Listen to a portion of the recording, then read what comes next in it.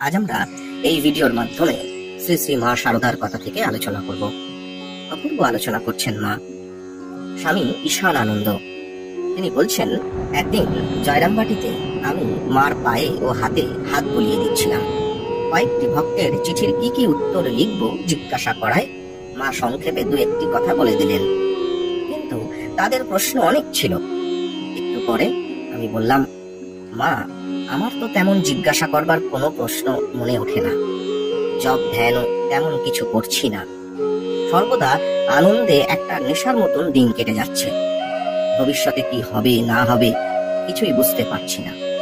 তবে ওই বিষয়ে কোনো চিন্তাও নেই। মা একটু একটু হাসলেন, তারপর বলছেন, কি দরকার তোমার?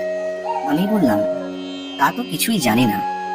মা তখন বললেন, আর ও সকল দিকে চিন্তা করতে হবে না, যা করছো করে যাও। ও সকল দিকে মন দিলে আমার এই কাজগুলি হবে না। ভাবনা কি, পরে পরে সব হবে, সব বুঝতে পারবে।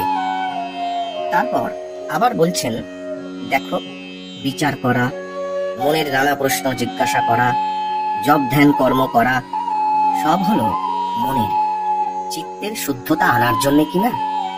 অনিত্য জিনিস থেকে, মনের বিক্ষেপ থেকে মনকে গুটিয়ে শুদ্ধ করে তার সান্নিধ্য লাভের জন্য ব্যাকুল হওয়া। তারপর তার কৃপা যে কিসে হবে তিনিই জানেন। তবে কি জানো, সবচেয়ে তিনি কিসে সন্তুষ্ট হন? ওই যা করছো এতেই একমাত্র তিনি সন্তুষ্ট হন, অর্থাৎ সেবাতে। সেবাতে মনের পশু পাখি থেকে স্বয়ং ভগবান। সব বশ। কাজী মন খারাপ না করে যা করছো করে যাও। আপনার জনদের চাওয়ার বলার কি আছে? দেখুন, এই ছোট্ট একটি কথা বলছেন মা শারদা। বলছেন সেবা। এই সেবাতেই ভগবান সন্তুষ্ট হন। ভগবানকে আন্তরিকভাবে প্রেম ভালোবাসা দিয়ে নিঃস্বার্থ সেবা করতে হবে আমাদের। পাশাপাশি মা এও বলছেন, তার কৃপা যে কিসে হবে তা তিনিই জানেন, কিন্তু আমাদের কাজ তার সেবা করে যাওয়া। সেবাতে বনের পশু পাখি থেকে স্বয়ং ভগবান। সব বশ।